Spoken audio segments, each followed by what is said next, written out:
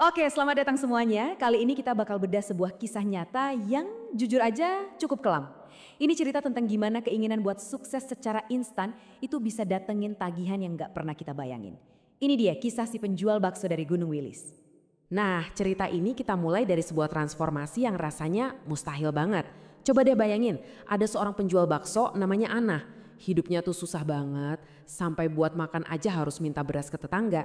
Tahu-tahu dia jadi kaya raya dan di garasinya udah ada mobil Alphard. Langsung kan mikir, gimana ceritanya ini? Ini nih kesaksian dari teman deketnya Ana sendiri. Jadi waktu semua orang ngelihatnya, wah rezekinya lagi bagus ya. Temennya ini justru punya firasat lain. Dia tahu ini bukan sekedar rezeki biasa. Rezeki yang datang secepat kilat ini pasti ada sesuatu di baliknya. Sesuatu yang gelap. Oke, bagian pertama.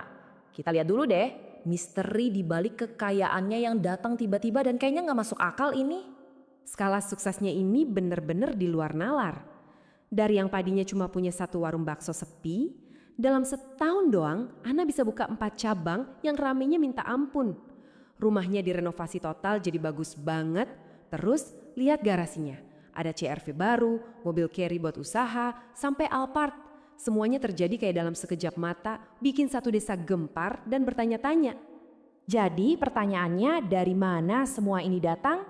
Jawabannya ternyata ada di sebuah perjalanan penuh keputusasaan ke Gunung Wilis. Sebelum berangkat, Ana sempat coba yakinin temennya ini. Dia bilang, tenang, ritual kali ini beda. Ini pesugihan tanpa tumbal kok. Dia janji ritualnya aman.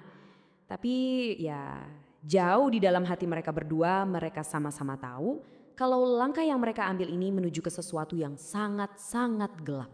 Proses ritualnya aja udah bikin merinding. Bayangin, harus masuk ke hutan lebat Gunung Wilis, nanjak lewat tangga batu kuno, dan harus sampai di depan mulut gua pas banget tengah malam.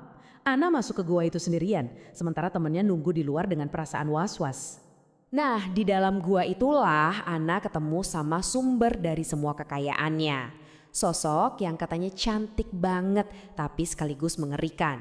Dikenal dengan sebutan Sang Ratu Ular. Di dalam gua yang gelap dan dingin itu, Ana ketemu sosok yang wow. Seorang wanita yang cantiknya luar biasa, tapi dari pinggang ke bawah badannya itu badan ular raksasa. Sang Ratu bilang ritualnya udah selesai. Tapi tiba-tiba muncul perantaranya dan bilang kalau tugas Ana yang sebenarnya justru baru aja mau dimulai. Kan bener, setiap perjanjian itu pasti ada harganya. Dan disinilah kita akhirnya tahu harga mengerikan apa yang harus dibayar sama Ana. Nah, ini dia inti dari semuanya. Gak ada yang namanya kekayaan instan itu gratis. Jadi, apa sih harga yang harus dia bayar?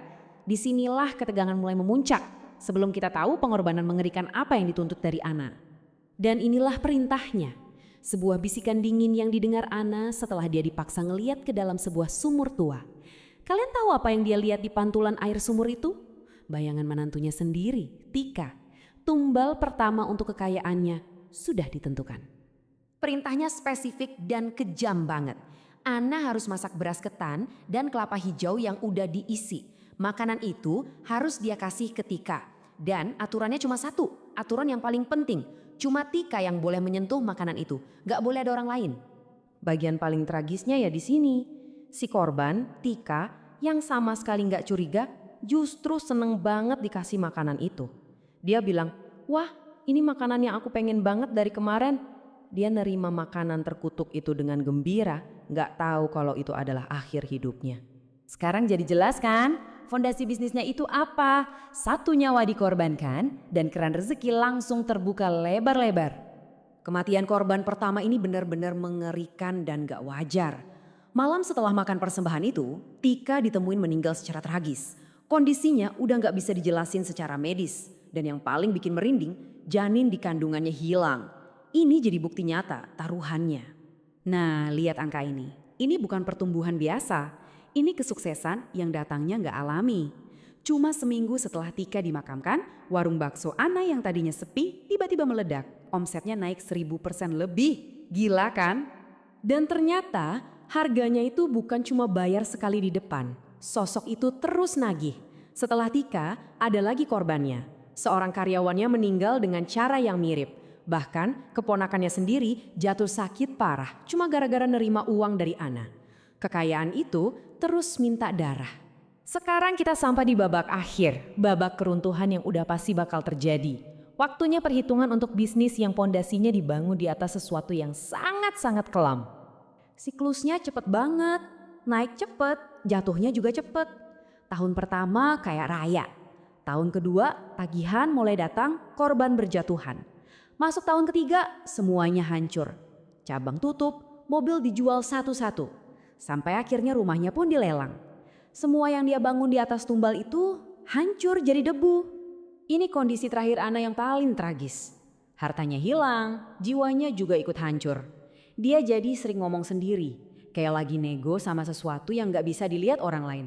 Pikirannya rusak, terbebani sama perbuatannya dan tagihan yang terus datang dari sana.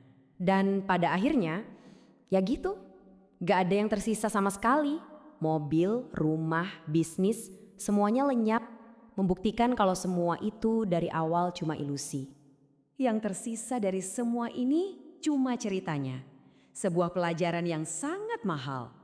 Kita tutup pembahasan ini dengan satu kutipan yang nusuk banget. Jalan pintas itu memang kelihatannya cepat dan menggiurkan, tapi jalan pintas itu selalu punya penagih yang